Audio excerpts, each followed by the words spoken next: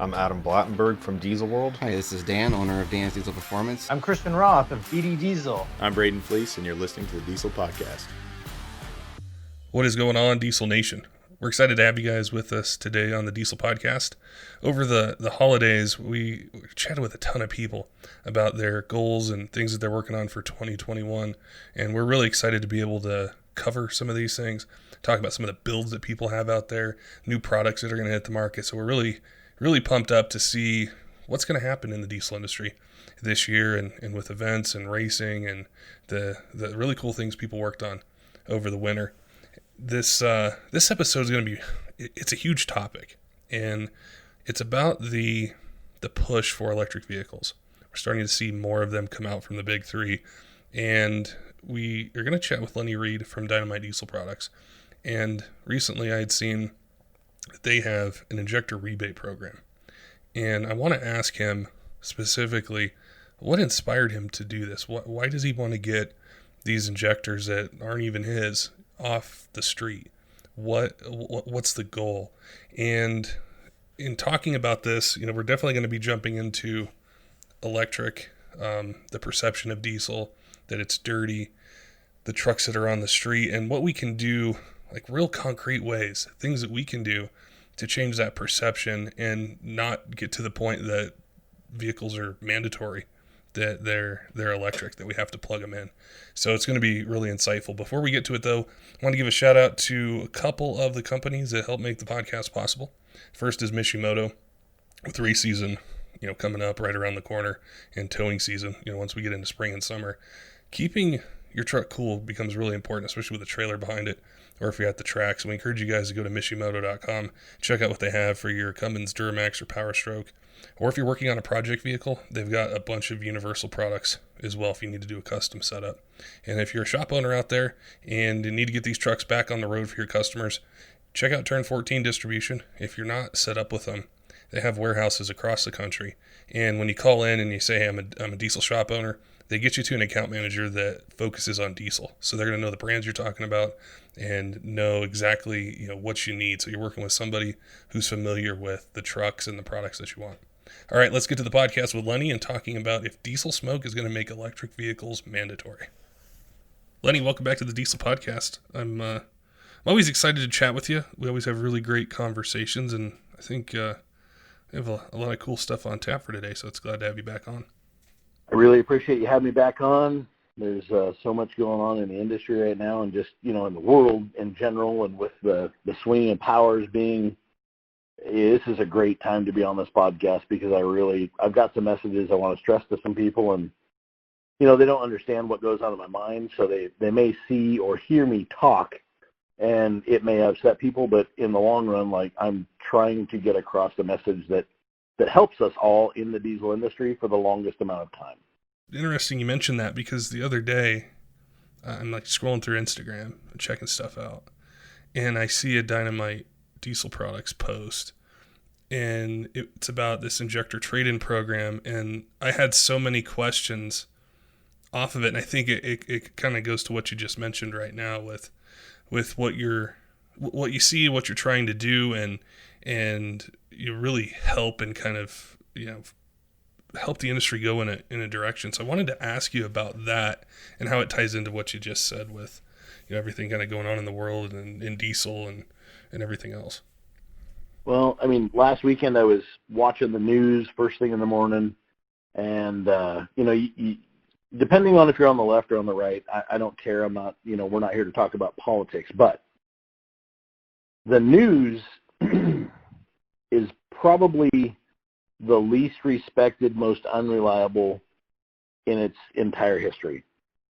Meaning, I don't think anybody, whether you're on the left and you watch CNN or whether you're on the right and you watch Fox News, I don't think anybody truthfully believes what their team is saying.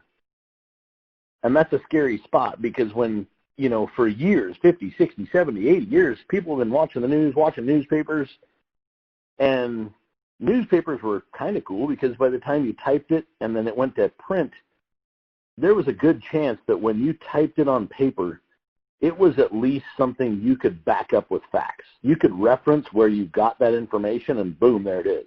Yep. And today, everybody's had newspaper basically in their front pocket, and it changes 4 million times a second, depending on what website or what you're watching. So undocumented knowledge is probably the dissenting, people are blaming Trump because he's divided the country, and I don't believe that's true. I think that the way he speaks is very offensive to some people that, need a little more pandering. But I think what's disintegrated people's union is the fact that everybody's got a phone in their pocket, and it's basically a computer, and they're constantly on some social media platform or watching some news broadcast, and it's undocumented news.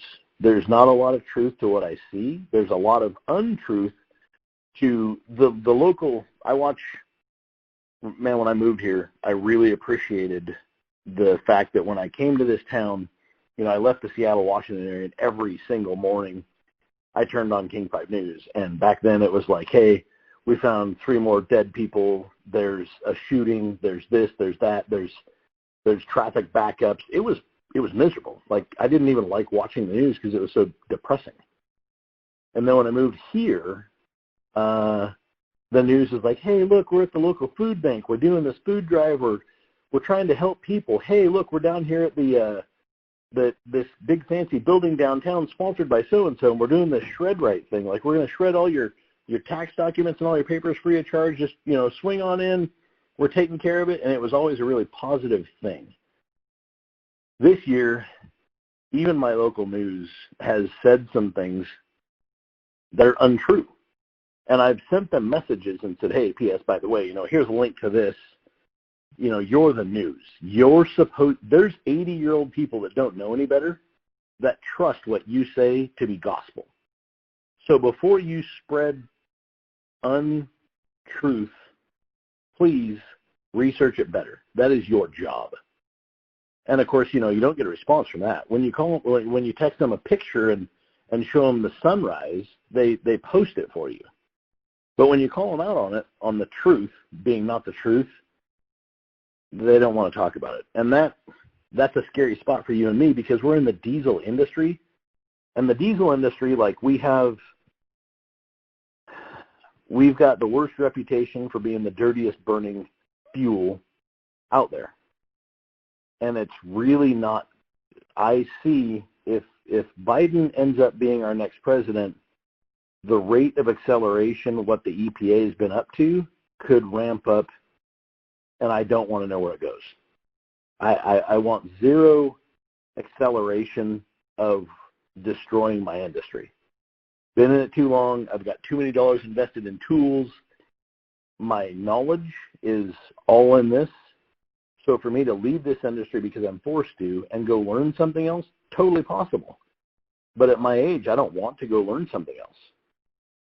And these companies that have been selling garbage parts and smoking way too much, they're not helping the cause. They're hurting the cause. I've been preaching about K-factor and hole composition and, hole design for a very long time, and it's a big deal. And this year, since we bought the EDM, we've applied for a couple of patents, and those patents have been granted to us. So we've got this hydraulic pilot that we're working on, and it works extremely well. That patent's been given to us. We've got some counterboring, so it reshapes the hole and how it sprays fuel. And we're still testing that, but the patent's been applied for, so if it hits and it sticks, then it's mine. But those things were designed to try and get rid of the black smoke, which has given this industry a black eye.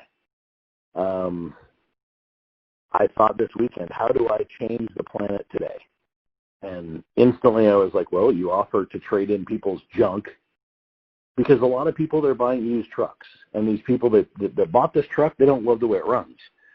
Well, that guy, if I can give him some money for his stuff and he gets something that actually doesn't burn like that and it runs clean, he's happy. And we're trading in like old used junk. Like, it can be stock parts, but if they're wore out and they smoke, I don't want you on the street offending possibly your state senator or somebody with a video camera that's just videotaping you and then going to post you on the internet and say, wow, this is the reason why diesel should be outlawed.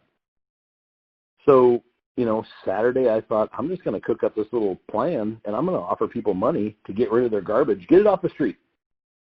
And if we get it off the street, we're going to quit poking the bear. And if we quit poking the bear, I feel like the long run of this industry has a longer run ahead of it. I saw an article, I think it was the New York Times. This was real recent, like the last week or two. I'm not sure if you saw it, where they were talking about illegally modified diesels and tying it into coronavirus and everything. And I'm like, this is mainstream media. This is, I don't necessarily read the New York Times, but it's something a lot of people see. And now you're linking a truck to a pandemic that nobody's liked and has changed all of our lives and affected a lot of people. And you're linking it together, and it goes back to what you were just saying with, do you trust the news source? And I think what's really important about what you mentioned was with these injectors or the trade-in program, it's not, hey, I want to give you an inferior product, or I want to give you something that doesn't work as well because I don't want to see the smoke, or I don't want you offending people. That's not it at all. And I definitely want you to go more in depth with this part, is about what you guys do and ways that you can have that particular truck, no matter the brand or the year, run better, maybe even make a little bit more torque, have it more usable, and have it not be something that makes the New York Times cover, linking it to coronavirus and respiratory issues and all that kind of stuff. I 100%, the way we did it at first, it literally started with me on my couch, and I made a Instagram post. Our social media guy grabbed it from the Instagram, posted it to Facebook, and Monday morning when we walked in sales of Dynomite Diesel, which was really, I'm not a big planner. Like, anybody who knows me knows that Lenny doesn't plan nothing, ever. I walked in Monday, we had our Monday morning meeting, and then Donnie, he starts laughing because I knew that I'd be, busy dealing with all this injector trade-in stuff. He's laughing because I said, I'm going to take over Drew's office for the day, and I'm going to sit next to you, and we're going to, you can hear me talking to these people, and that way there's at least two of us that are, under the same brainwave on how we're going to attack this program and make it work. We got over 60 emails throughout the weekend and on Monday. Well, Monday at like 2:30, 3 o'clock, I finally left for lunch, and I came home and I was thinking, man, I am spending way too much time on each one of these deals. Like, this could be 60 hours tied up into 60 emails. This is not going to work. Then I decided that I would cook it up, and I'm not technically able to do this, so I went back to work and I grabbed Matt and I grabbed Donnie and I said, boys, here's what I need you to do. I need you to cook up a new email address, and it's going to be just injectortradein@dynomitediesel.com. And I want you to set up that email box on my phone so I can use it on my iPad or I can use it on my phone, and I can poke at them at my own leisure. I can poke at, if I'm EDMing, I set up a part and I've got 3, 4, 5 minutes before I have to touch the part again. Well, I can poke at one of these emails if it's on my phone. So we set up this injector trade-in at dynomitediesel.com, put it on my phone, and then instead of letting people just kind of give me some willy-nilly information about their build, it basically turns into like a custom injector order form, like what's your desired horsepower level, what have you done to the truck, blah, blah, blah, blah, blah. A lot of times it's not just the injector's fault, and it's not just a bad tune, and it's not just a bad turbo. It's basically tuner didn't realize what he was tuning, sent out his normal tune that works pretty good in everybody else's truck, but then that tune wasn't designed to go with this injector, and it definitely wasn't, designed to go with that turbo, and the consumer has told nobody that he's doing this all on a factory lift pump. So they're asking for 700 or 800 horsepower with injected fuel, but they've got a lift pump that will support 400 or possibly even less. So I basically broke it down into all the questions that we need to answer to make sure that I know that you have a good, stable truck. And then I respond with, hey, P.S., by the way, your horsepower goal is, call it 700. You don't have enough turbocharger, period, so I can give you the cleanest burning injector on the planet, but you're still going to smoke because you won't have enough air to dilute down the fuel, so your air-fuel ratio is going to be too rich, it's still going to smoke. I can't help you until you step up and buy a new turbo, or you take your power level requirement and turn it down because you've only got enough turbocharger for 500 horsepower.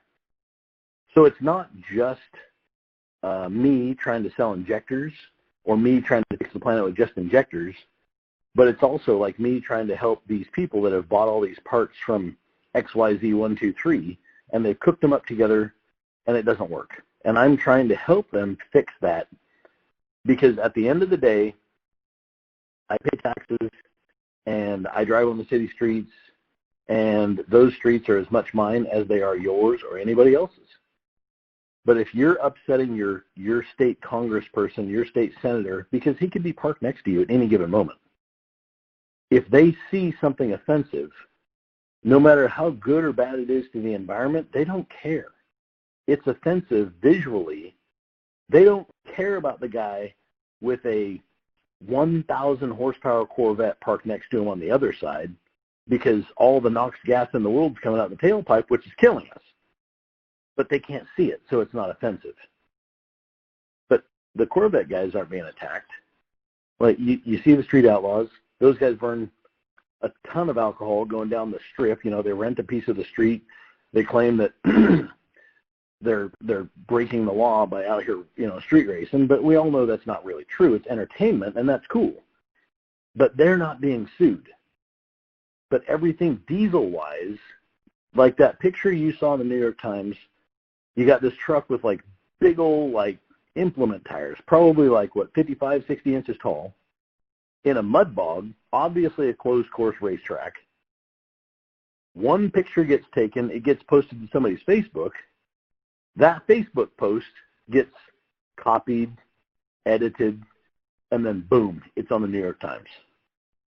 Well, that truck had a smokestack, had 60-inch tall tires on it, and was not something you're ever going to see on the highway. But the EPA is not responsible for a racetrack or the street. They're responsible for the air. If we quit poking the bear, we will stay alive longer. And people need to understand that. There's so many parts of that I think are coming to a point, and as you mentioned earlier, probably relatively quickly, is, you know, these people don't sit back and go, well, okay, well, let's talk about diesel fuel as an energy source, and what does it do after it comes out of the tailpipe, and where does it go, and, you know, what about that 1,000 horsepower Corvette? It's just, whether it's time or just not knowing or maybe other reasons, if we don't see it, it's like it almost doesn't exist. It's not at the forefront of everything. And there's so many people and so many companies, so many enthusiasts and people who they need these trucks for their particular industries, or maybe they just like them. It's all almost it's about perception and how long, you know, does it stay around. And we've been hearing about electric vehicles and Tesla and a whole bunch of other different things, and we think, oh well, there's no tailpipe. This is great, you know, and people are starting to gravitate more towards it now than before. And I wanted to ask you about that particular part. Is, you know, why is this so important? Is it just about popping up on, you know, the EPA's radar, or just having, you know, being on the cover of the New York Times or some article? Or how does it go deeper towards, you know, people's livelihoods, businesses, employees, and just transportation? I thoroughly 100% believe in my soul. Like, I would take a lie detector test. I believe this to be 100% true. Any single time you take one form of energy, transfer it to another form of energy, you will have a loss. I believe that you can discover that through all sorts of different science experiments. If you take sun and then turn it into AC current, you're not getting all of the sun's energy into that tube to transfer it into AC, and AC is not storable, so you can't put it into a battery. So then you would take a battery charger, you'd plug it into an AC wall, And the wall at 110 volts, boom, you turn the battery charger on for 90 minutes, it takes the AC, it loses some of its energy, and it charges your car battery into DC, which is storable. Now, if you don't recharge the battery with an alternator, the battery at one point will not start your car ever again. So you're back to plugging it into the wall. You plug it into the wall, and if it's a solar tube, that solar tube has a fine life. You manufacture it, you poke it out into the sun, and it starts to break down. There will be a day when everybody who's using solar thinking they're going green goes, oh crap. You mean that when the solar panel breaks down, it leaves a bunch of poisonous gases, and then we bury the solar panel, and then it screws up the water table. Woof, we didn't think that one all the way through. When coal is burnt, you take a fuel, you generate it to AC, and boom, it keeps your food cold in your refrigerator. So it went from heat to cold. There was a loss all along the way. If every single person in California had a DC-powered car, there would be so much loss. There would be so many rolling brownouts. They would be, oh my Lord, my grandma died because her electricity was turned off and your car was being charged, but my grandma's electricity was off, so she got cooked. It was 112 degrees outside in Redding, and my grandma had no air conditioning, so she passed away. These are the things that the EPA is not really responsible for looking at. But if we just mandate everybody uses one form of energy, then what are we going to do with all the batteries? Like when all these lithium batteries go bad, where do they go? Well, let's find a really deep spot in the ocean and just pray that it doesn't bite us. Okay, well, we can try that. I don't believe that's a great alternative, but I'm not a scientist and I haven't looked at it. But I don't think that many of these other forms of energy have been really looked at. Natural gas, it's a great way to pull some energy out of the planet. I also think that if we stopped pulling that energy out of the planet, our planet becomes pressurized and it's got to erupt at some point. So have we delayed earthquakes and volcanoes because we're tapping off of that energy slowly but surely? It is natural gas. You're not going to just run out of it. You're not going to stop it. The center of our planet is very, very hot. It creates gas. We've possibly been tapping off of it, and possibly, I'm not smart enough to say, and I don't have enough money to research it, but possibly we're preserving our planet by burning natural gas. The unfortunate part is like, I'm just trying to stay alive in my own industry. And my industry right now needs help by getting rid of the black smoke. So we've learned a lot in 20 years. You know, Patrick, did you recently see, well, a couple months ago, did you see that I just bought a 1997 Cummins-powered pickup truck? Yeah, I saw some pictures. I think you guys had an update recently, and I was checking it out. Greatest barn find ever. Like, I paid more for the truck used than it cost new. But it's a 1997 Dodge 2500 it had 13,400 miles when I bought it. Wow. Nobody had ever adjusted the aneroid, so the star wheel had never been touched. Pump timing had never been touched. All of the paint on the injector lines was perfect. Those things have this like Cummins Bluke, B-L-U-K-E paint. And Bluke paint is very brittle. It's very thick, but when you touch it with a wrench, it chips off. This thing was 100% pure, perfect virgin, like never been touched with a wrench. The first thing I did is I took the injectors out of, I dynoed it, and it made 175 horsepower. Don't remember what the torque was. I put a set of our 10-hole injectors in it, which have supported about 750 to 800 horsepower. Popped them in it, and it picked up like close to 90 horsepower. Smoke output was still like stock. I then advanced the timing from like, say, 13.5 degrees, and I bumped it clear up to 20 because I'm putting more quantity down its throat than it used to have, so I need to advance the timing to make sure I get it burnt in the proper amount of time. The truck ended up making 290 horsepower basically from 175 to 290, and the smoke output is still way less than 30 parts per million. It's like low teens. Smoke-free virtually.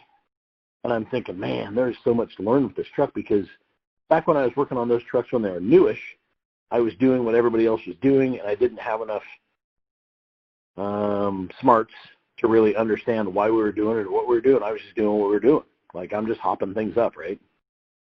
And now I understand that when you take the cam plate out, you allow the injection pump to stroke full forward, and full rack means you inject fuel longer. Well, I know from common rail now that 3,000 microseconds is a great way to melt the motor. And I know from common rail that, you know, at given RPM, there is a certain microsecond that's happy. So my truck still has stock cam plate in it. I've not taken the Android housing off of it yet. We're going to do a transmission next week. When the tranny's done, I'm going to put a turbocharger and our regular pump mods in it. And I'm going to see how far I can shove the 180 pump up with managing EGT and keeping, and this is a new thing, like, pay attention, people. I'm going to measure the air-fuel ratio on this truck for the first time ever. Like, I've never done that in the past, but I'm going to start monitoring air-fuel ratios and see if that number comes into a correlated EGT number. We've always done EGT. The entire diesel industry is, what's your EGT, what's your back pressure, your drive pressure, aka what's your boost level, where's your timing at. I want to see what my air-fuel ratio looks like at 1,300 degrees, at 1,600 degrees. And we bought another Dynomite land and sea dynamometer. It's a chassis dyno, but it's a bit different because you got to pop the rear tires off, and you basically bolt these big hubs up. They're 2 eddy currents per side, and they're overdriven.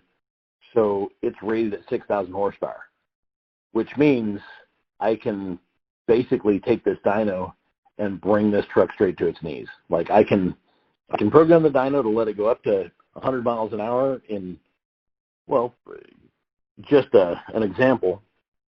If we have a truck and we made a quarter-mile pass and we know that it quarter-miled at say 136 miles an hour, and we know that it took 9.8 seconds to do it, I can program 9.8 seconds in.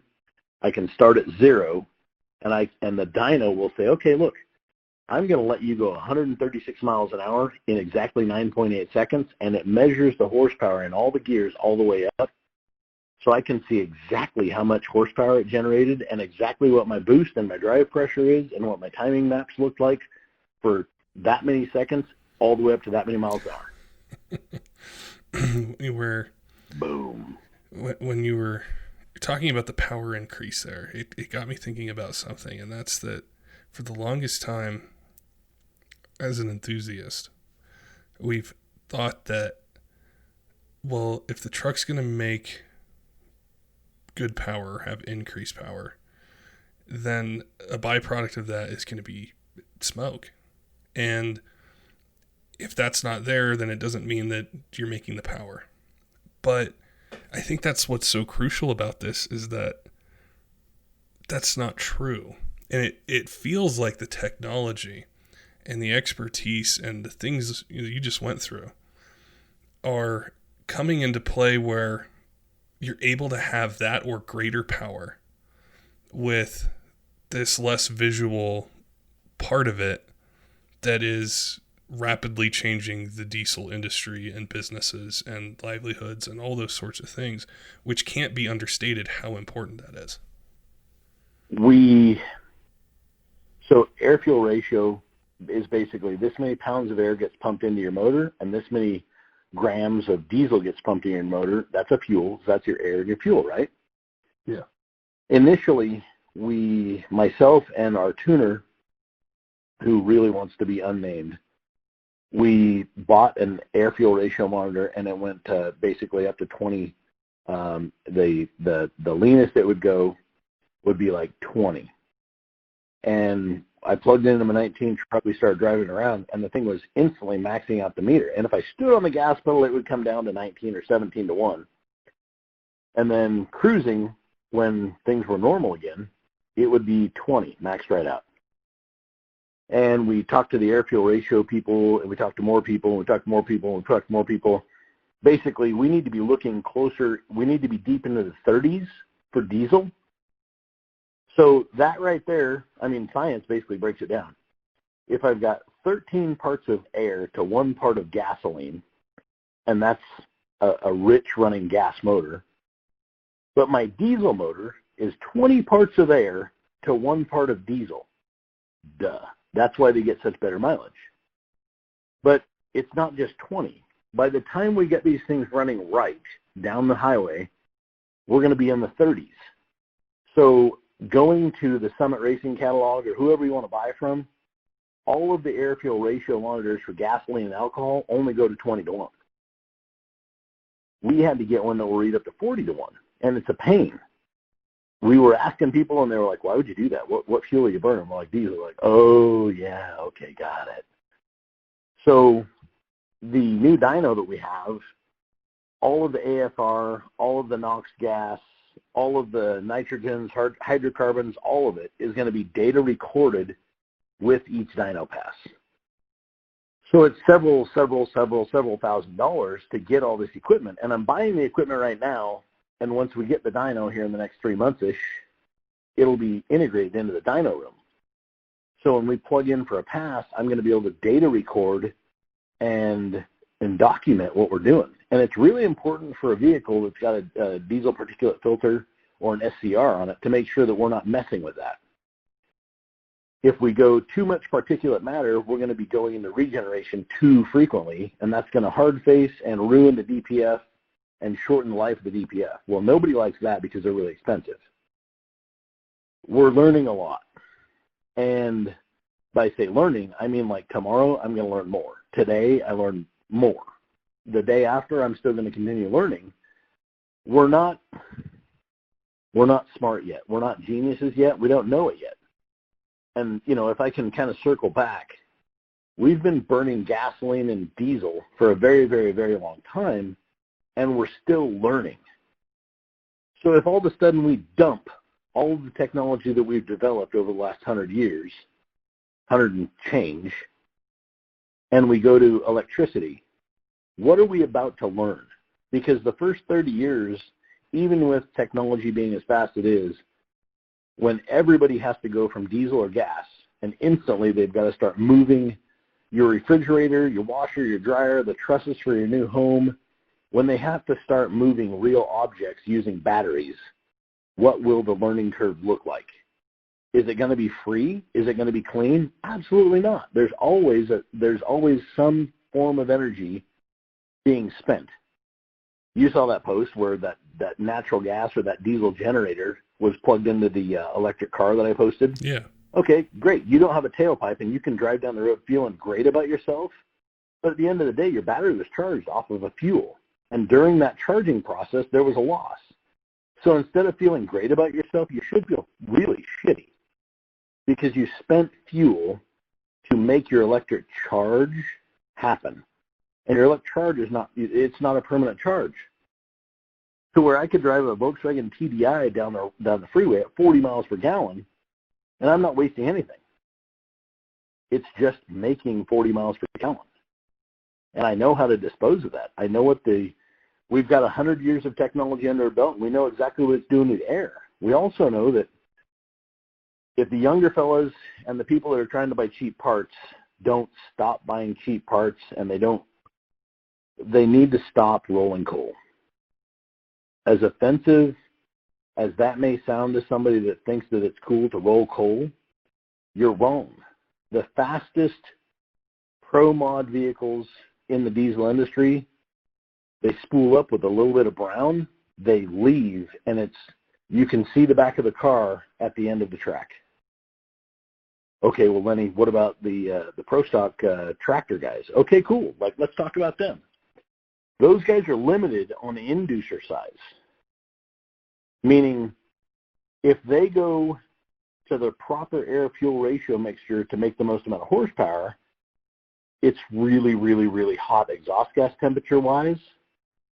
And that being said, they're going to melt the motor if they don't overfuel it to quench the flame back down So that's why you see like the 3,000 horsepower pickups, or the 3-inch class now still rolls coal, but it's doing that to keep itself cool. If you don't use the diesel in those limited air classes as a cooling agent, you just melt the motor. Well, nobody can afford to go to a pull and then buy a new motor. So I do feel like PPL, that's the grandfather of all pulling. They're going to have to try and play ball with us, and they're going to have to start saying, hey, look, guys, here's what we need to do. We need you guys to run cool and keep your motors together longer, but we need to quit giving pictures of what we're doing to the air, to everybody that's against us. So how about you back down the air-fuel ratio and we give you water? We give you another way to keep it cool other than just going super rich. So things are going to change, and I believe that all forms of motorsports are always the leading edge of technology. If we in the racing/pulling industry can figure out how to keep the tailpipes clean, then everybody on the street should be able to keep the tailpipe clean. If you quit offending people, they will have less to cry about. They will leave us alone longer, and we will get to make really good power. We'll get to have a lot of fun, and we'll still be able to move our camp trailers, our boats, our jet skis, our snow machines. We're still going to be able to do that stuff and have a good time doing it. They don't need to know you make 800 horsepower. Just don't roll coal. It's pretty simple. I think a really important part, with that as well is like, someone may be listening and they'll say, well, I don't care if I offend these people. That doesn't matter to me. But as we've seen over, I don't know, maybe a couple years or maybe even longer, it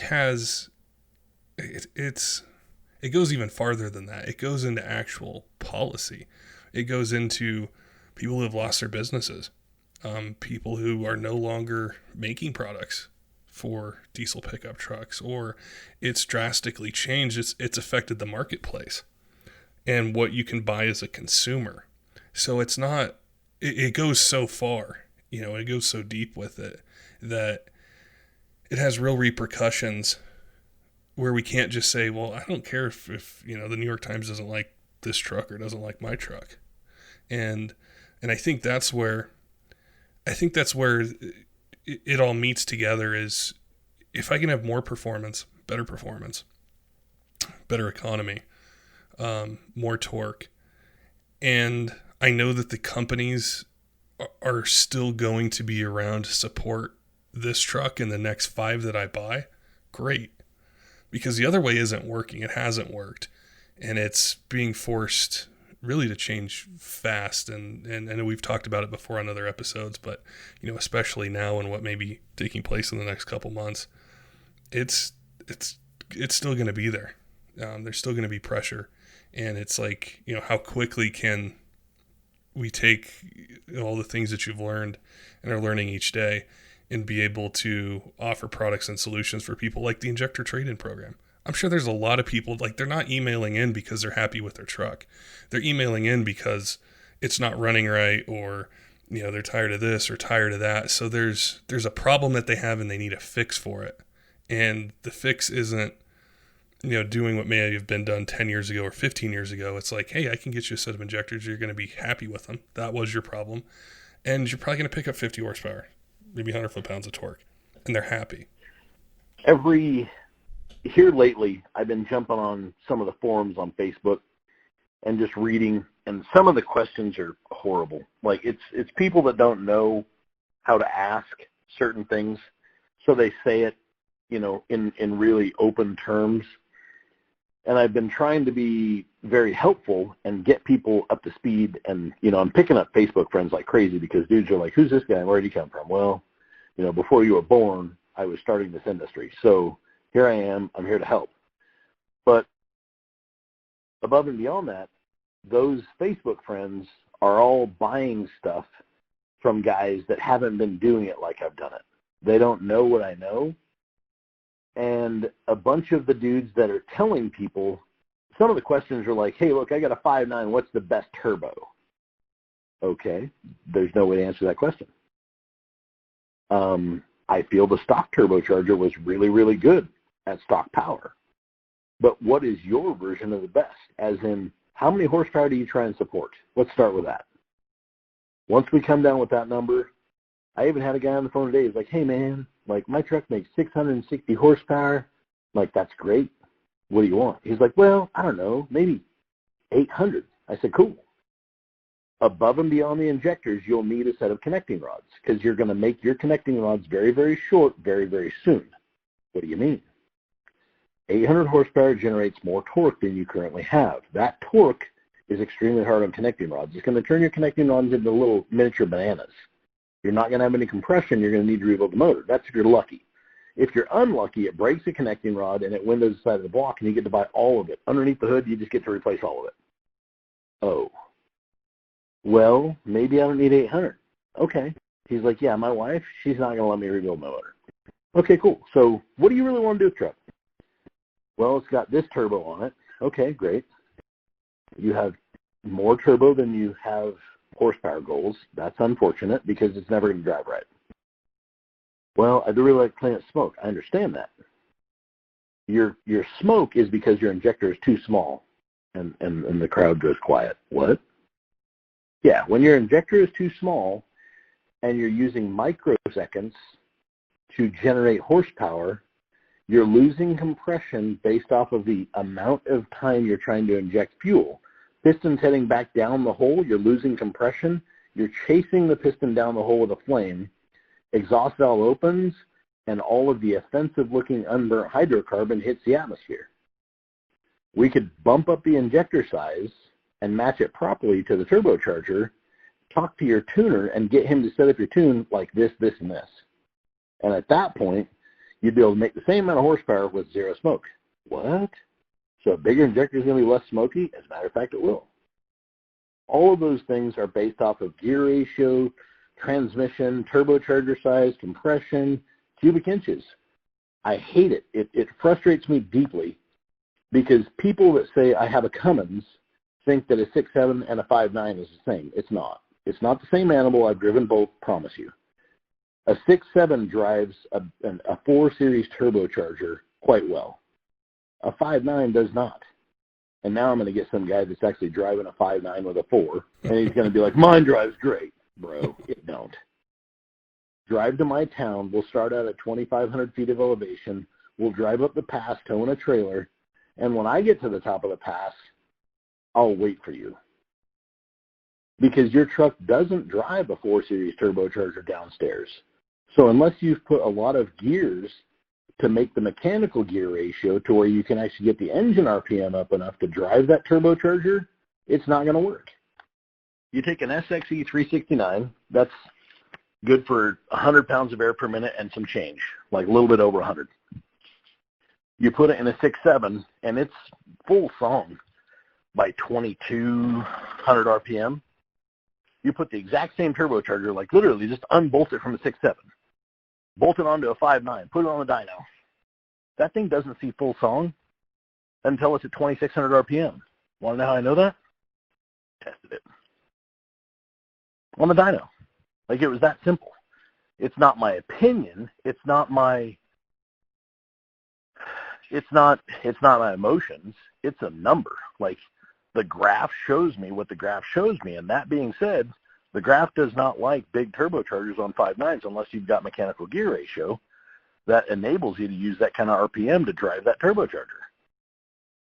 So it's not the injector either. Like, it's all of it. The system has to be put together. So there's the injector trade-in form. It's a great way for me to look at the entire package and try and help some consumer that's not real. They haven't been doing it for 20 years. And I'm not making fun of them. I'm just trying to make sure they quit smoking out intersections. If we take the 60 emails, if half those get turned into injector trade-ins, then that's 30 trucks that leave a stoplight on average half dozen times a day. Some trucks don't get drove at all, and some trucks are driving all day long. So let's say that it's 30 trucks that don't smoke out 12 intersections each every single day. That's a good number. That's a good start. So if I do this every single week, pretty soon there's a lot more clean burning trucks out there, and And all of you guys that drive diesel-powered vehicles will be picked on less by the EPA and all of the government agencies that hate your black smoke. Do you find that with not just truck owners, but just, even with enthusiasts or in business, that people are more receptive to this now? Or is there still a lot of resistance to it? I think that a year ago, actually it was this year, but I think it was January 2nd, you and I sat down for our first podcast this year. I said some things back then that I was predicting would happen in a year or two-ish. They happened in 6 months. So today, there's a lot fewer tuning companies in December of 2020 than there was in January of 2020. This shit's real. It's happened. It's not just happening, but it happened, and it's not done happening. It's going to continue. So if you like performance and you like driving, a solid truck, if you want to tow your camp trailer without having to worry about passing somebody, start to respect all of the diesel community. Reach out, get some help. Like, get your truck dialed in. You can drive. I've currently got a few projects. One project is, and they're all virtually smoke-free. Like, I want everything to be smoke-free. So I've got it's a 95 P-pump truck. And we're using a quick rate camshaft in it. And the reason for that is the quicker the injector event can happen, the less duration you'll have. So reporting, basically I'm trying to copycat what a real short duration common rail truck does. If we can build a P-pump with a ramp rate that's super, super fast, and we can put an injector on it that's properly sized and keep the injector line properly sized, then we should be able to make a really strong amount of horsepower with a street truck. And I mean by strong, I'm shooting for like 800 to 900 horsepower smoke-free with just an S. It's a little, it's a S480, and I'm blowing that into an SXE 363. And I'm shooting for a smoke-free, like 900 horsepower. And that little, that 97 crew cab truck that I got with the 180 pump on it, yeah, I'm gonna dissect the hell out of that. Like, it's such a clean truck. It's so nice. I'm gonna do all sorts of experiments. So when you call me in 6 months and say, look, man, I want this much horsepower, I've already got a turbocharger in the cooks, and the turbocharger is basically going to be, because those, basically from 89 until 2002, all those trucks are kind of RPM limited, and they're definitely cubic inch limited. They're not 6.7s. They're only 5.9s. And the injection systems are all really, really low. A P-pump is going to inject fuel at maybe 1,000 bar, and that's a pretty nasty P-pump. That's not very much. If, 1,800 bar is a low-pressure common rail, so you're talking like 800 bar lower, and that's why those injectors had bigger spray orifices. They had to get the quantity in there to make the power, but that's where my pilot light, the hydro pilot thing that we've got cooking right now, that's what's cleaning up all those older injection systems, is that. So we're still able to function with the low pressure, but we're doing some different things with hole diameter, and it's a good program. It works really, really, really well. So, man, there's just that 97 truck is going to teach me a lot, and when I get taught by that truck, I'm going to share that information so others can drive around in their 94, any P-pump. They can drive around at, basically 400 or 500 horsepower with a single turbo smoke-free, and if we keep adding air and we do the right thing with the injection event, then boom, here's your 900 horsepower, which is pretty ridiculous because right now, there's probably, I'm just throwing a dart, let's just say that there's 20,000 diesel-powered pickup trucks on the street right now that make 1,000 horsepower or more. That's a big number with a lot of power. But it's possible. Like, there is a lot of common rail trucks in North America, and making 1,000 horsepower with a common rail these days is not that hard. It's pretty drivable. So 20,000 is probably a really tall number, but I guarantee you there is a lot more 1,000 horsepower daily drivers in the common rail land than there is all the Camaros, all of the SRTs, all the Corvettes, all the Mustangs. You combine all those things together, and I guarantee you that horsepower being made, the diesel community wins, hands down. Like, we're not even, I guarantee that number's not even close in daily driven vehicles. Yeah, it's, I think that, that's the hopeful part, about all of this, is to be able to see the technology and then the things that you learn through testing. Because who doesn't want an 800 to 900 horsepower daily driven 12 valve or a common rail or whatever type of diesel truck it is? Who doesn't want that, and to have it be efficient? I think we all do. And the quicker that it gets there, as enthusiasts, we've got the power. We still have it. It's still fun to drive. And the industry as a whole, the community as a whole, isn't under the microscope of government agencies and all the things that come along with that, where, can almost seem hopeless or overbearing to, people that are under that microscope or dealing with them. And so I think it's something that gives us a lot of hope for the future. And you're right, while we chatted in January this year about things, and I remember you talking about what you thought was going to happen, and then we got there much, much faster. And, I think the program that you guys have and what you're doing I think it's going to be huge. I think you're probably going to need somebody or a couple people to monitor that email address, moving forward, because it serves a great purpose. You're helping people that want their vehicle to run better, and it hasn't really existed in this industry before, where a program like that, or just the help like that. You could get it if you called around a whole bunch of times, but it wasn't so mainstream. It wasn't where maybe you do have two guys that, are checking out those emails and calling people and serving a really good purpose for the diesel industry. You mentioned something, and that's like you said, if you called around enough, you could get help. I'm gonna kind of play devil's advocate and tell you that if you call 6 different people, you'll get 6 different answers. Yeah. Traditionally speaking, as human beings, we want the best for the cheapest. So you call until the cheapest guy finally gives you the answer you're looking for, and then you buy. If 5 guys said it's going to be $3,000 to do this, and 1 guy said it's $2,000 to do it, that's a massive reduction in price. How come only 1 guy said that? You're probably getting shit.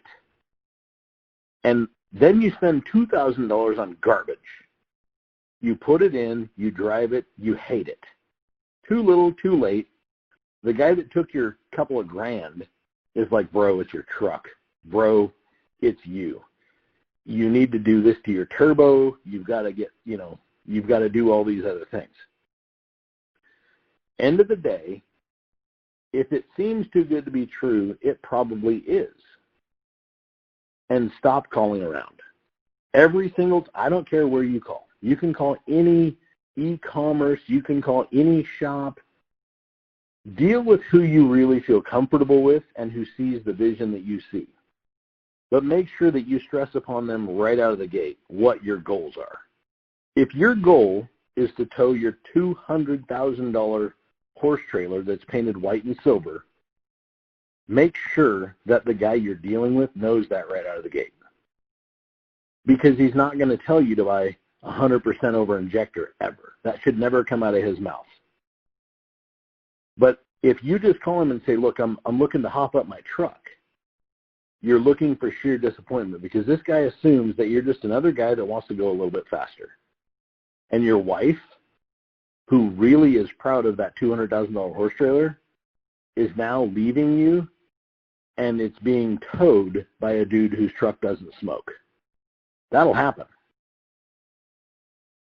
This is stuff that people need to know when they're shopping for parts.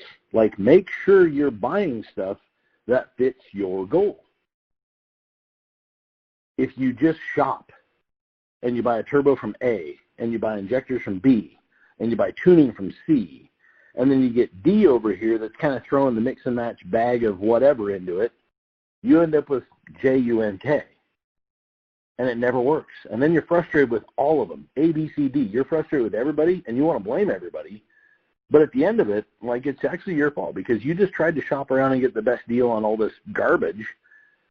You have no business. I'm not a commercial electrician, so I don't wire up my own house. I don't wire up my own shop. Unfortunately, I call the electrician, and he says, I'm going to be this much per day. What day do you want me there? All right, cool. Make sure my building don't get set on fire, and I'm good. Like, I'll pay it. That's kind of how we have to be. These trucks, you know, a lot of people are peddling off stuff. You know, another thing that happened this year, man, this is a really important deal. Car lots, you know, at the first this year I said, look, you're going to see a change to where your truck, you delete it, and it's worth less money. And at the first of this year, I got some hate mail out of that. People are like, are you crazy? Like, that's not real. Like, I delete my truck, it's worth more because now I don't have to deal with all these other issues. Okay, that's great. As long as you keep your truck forever, that is true. But when you go to trade your truck into the local car lot, they can't sell it on their lot.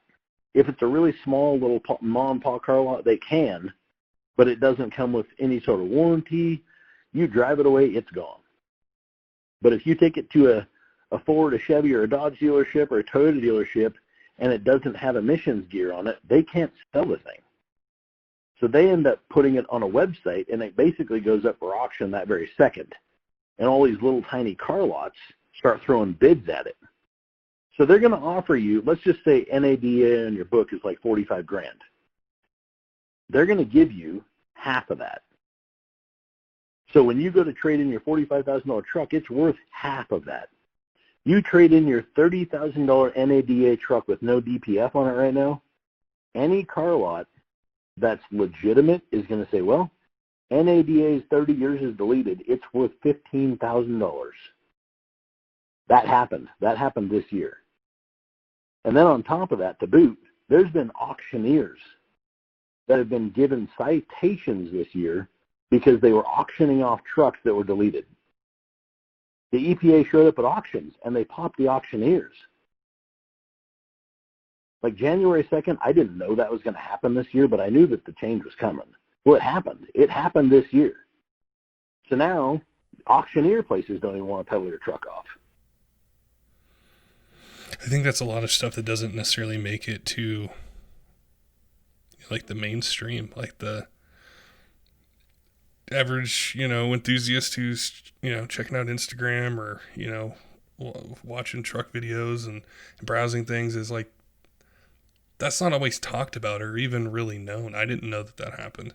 And I talk about diesel trucks all day, but that's the way things are. And it's always really insightful to chat with you about these things because we want to help bring that knowledge to the people who listen to the podcast and who, whether they use it, just to stay informed or they like the truck that's on the cover on YouTube or whatever it might be, is to know these things are happening. So this is why the changes are taking place. This is why, some companies have changed so much or aren't around or they're doing different things within the industry. It's not because they just decided to do it. It's because there's real pressure and there needs to be a real call to action. And that's why when I saw the post that you guys had done, I thought there's a reason for this and I got to get Lenny on the podcast and ask him. And in listening to you describe it today, it's just been, it's inspiring because I hope more companies do it. I hope more enthusiasts do it. I hope more people that love this industry and want to stay in it, or keep driving our diesel trucks, just see that and say, okay, I see the picture now. I understand this isn't, just something we're talking about on a podcast that may or may not happen in the future. Like you said, this stuff has happened. It's past tense. It's not something we're speculating on. No, this happened just as much as COVID happened. Like this 2020 was a rough year, and if we don't start to correct our actions, and if we keep trying to give the middle finger to America, every single time you roll coal through an intersection, you don't know who is videotaping you, and you don't know how or when, but sooner or later, that coal rolling incident will affect this entire industry. I promise it. Everybody has a computer, phone, telephone, camera in their pocket. And now, I mean, how many vehicles do you drive by in a day that have like the permanent recording camera? Like they're waiting for accidents to happen to them kind of a thing, so they got the little effect to their windshield. That's a real thing, man. Like every single time I walk out my front door, I just think to myself, it's like I'm in some sci-fi deal where how many pictures get taken of my face today? Yeah. But it's a real thing, man. Like it is. Yeah. You know, you go four-wheeling, and if you go off, you know, the legal border, you better be damn sure that nobody pulls out a phone all day long, because somebody's going to post it on Facebook, and the next thing you know, that picture is going to get seen by some guy that works for the government, and everybody's going to be getting phone calls and visits because you went out of bounds for a little bit. You know what I'm saying? Like we are not living in an ignorant day and age. People have too many pictures taken every single day. And if you think that you're funny by rolling coal, you're not, man. You're just destroying the industry that I've helped build, and then I'm going to do my very best to try and maintain, but I can't drive everybody's vehicle. And, you know, I'm going to say this. Like, I had a guy come to my shop here, probably 2 months ago now. And he walks in. I was on the EDM, and he's like, hey, man, so everybody around kind of says that you're like the P-pump, you know, guy. And I need you to work on my truck. And I looked at him, and I looked at the EDM, and I looked at him, and I was like, man, I don't work on trucks anymore. I'd love to help you, but I can't afford to walk away from this thing so I can work on your truck anymore. Like, I will gladly point you to somebody that can fix your truck. What's wrong with it?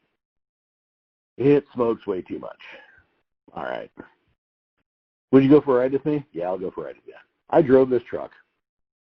How much power does this thing make? It makes like 600 and something.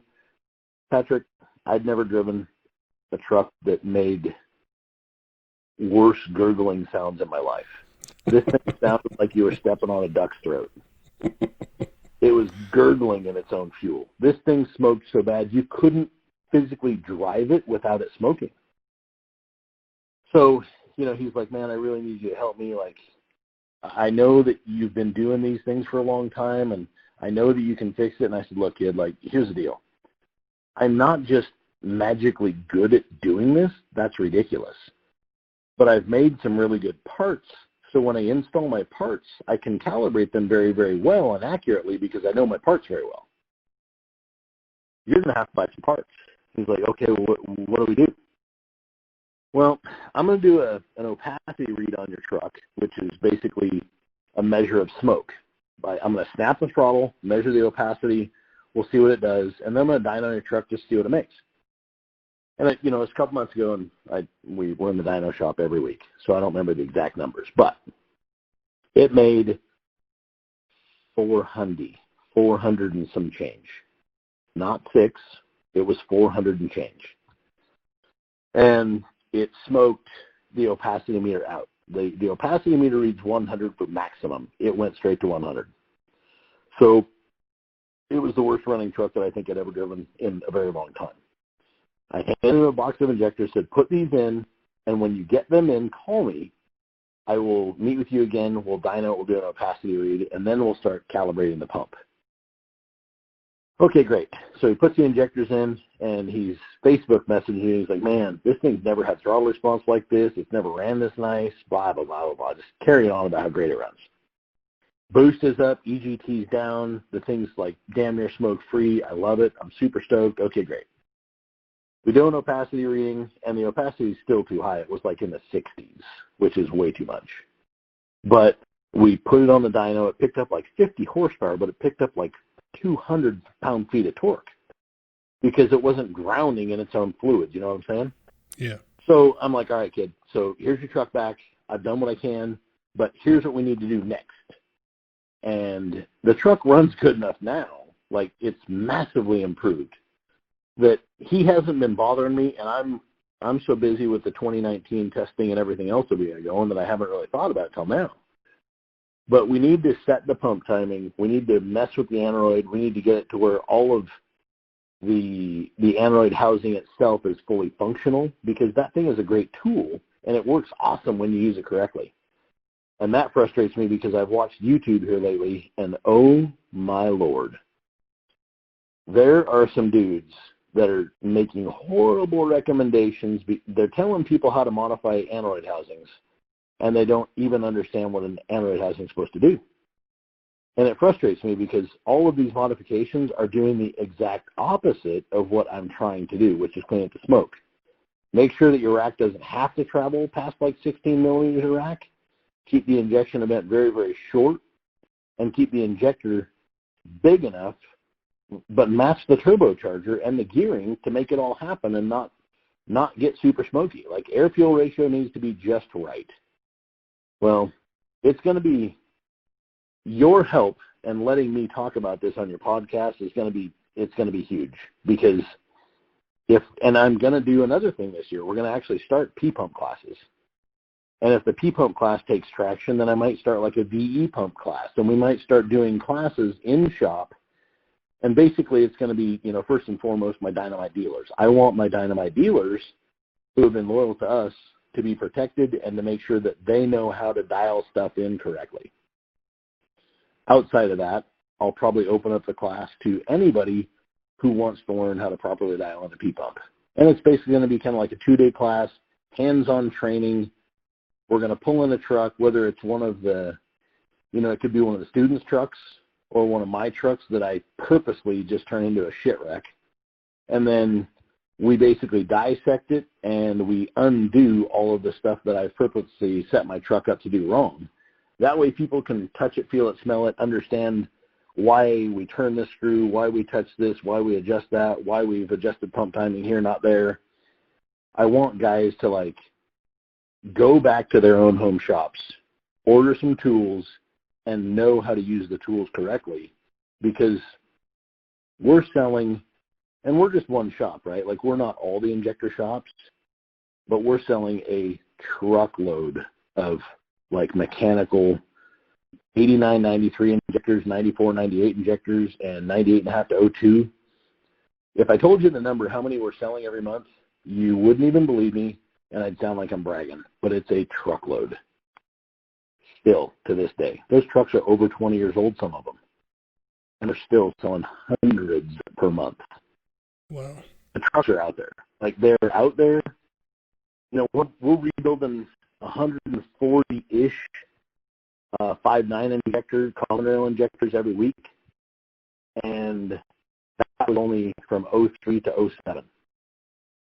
From 07.5 to 18, the same injector works in all those trucks. Imagine how many 6.7 injectors are going to happen sooner or later. Those injectors are all going to be worn out. They're going to need to be replaced and be rebuilt.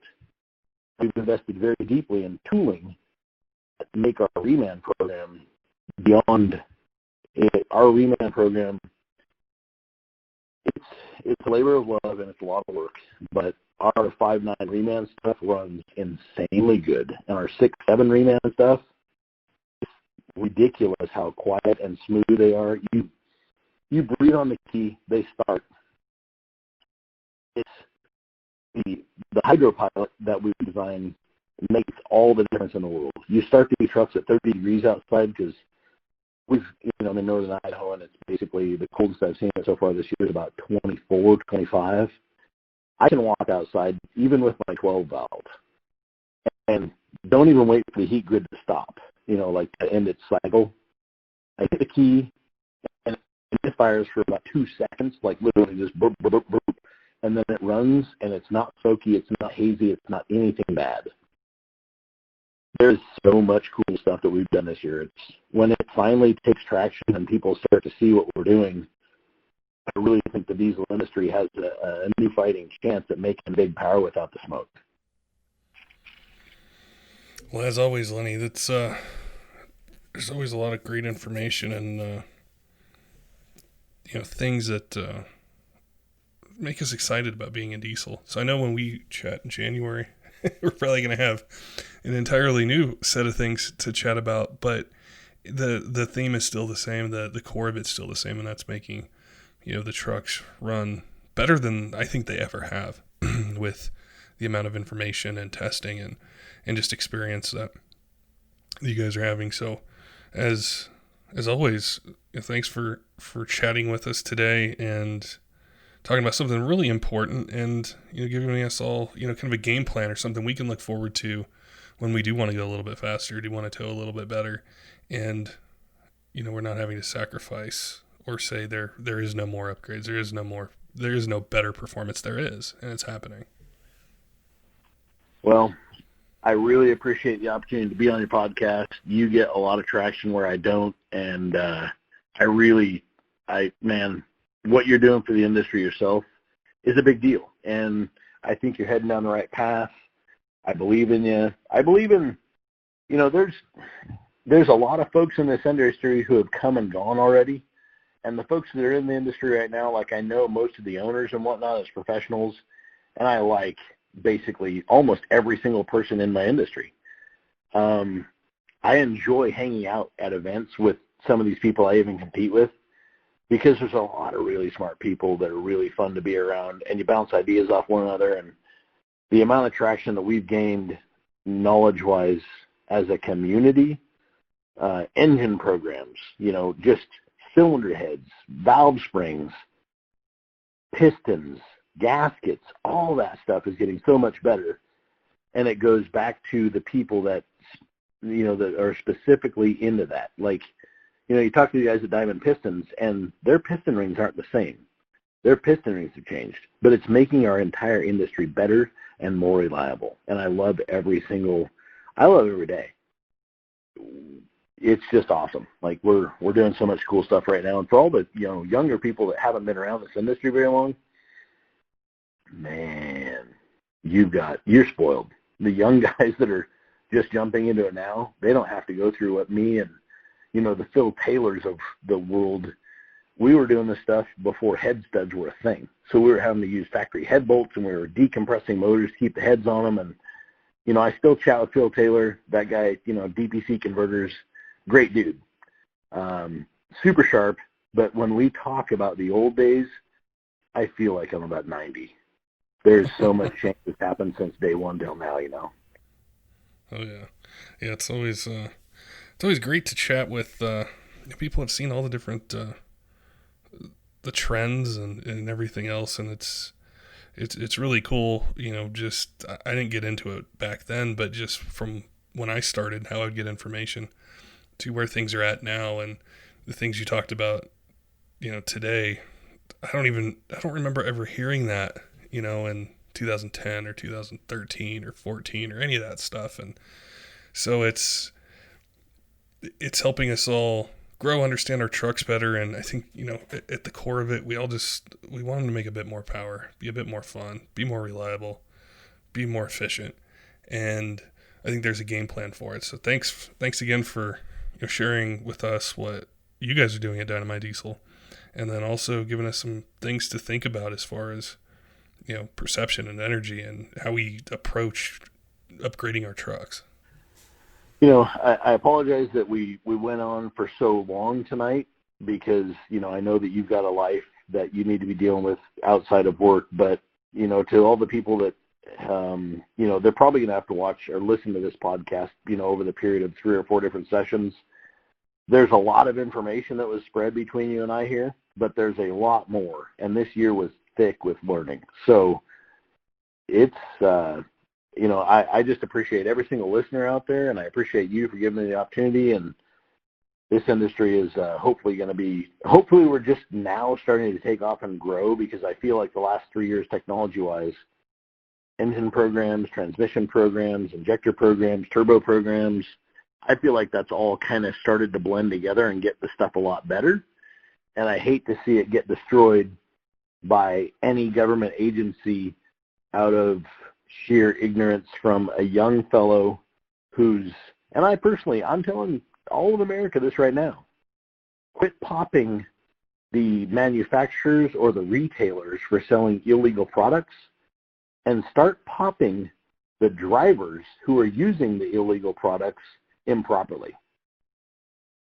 Some of these products are purposely being used for off-road use, like sled pull, drag race, all that stuff. But if there's a guy that's out just abusing the stuff and offending people, man, I'm all for it. And I will gladly help anybody educate themselves or any government agency on what we need to be doing to try and straighten things out. Like, I'll donate time. But right now, the EPA, it's just a bad deal. Like, the guy that's rolling coal in his 97 Power Stroke is more offensive than an L5P guy that can't hardly get his truck to smoke after he deleted it. But yet the L5P guy gets in trouble. That makes no sense to me. Yeah, man. Anyway, I can keep going on and on and on. I'm sorry, but you have a great night, and I appreciate the time, man. Don't forget, Diesel fans, make sure and head on over to Mishimoto.com. Check out the cooling products that they have for your either new truck or your older one. And if you're a shop owner out there, business, need to keep product, getting to your shop or shipping out to your customers, check out Turn 14 Distribution. Give them a call if you're not set up. They have a super easy system to be able to order parts, check inventory. They got warehouses across the country as well, so regardless of what time zone you're in, you can get help pretty much the entire business day. Until next time, keep the shiny side up.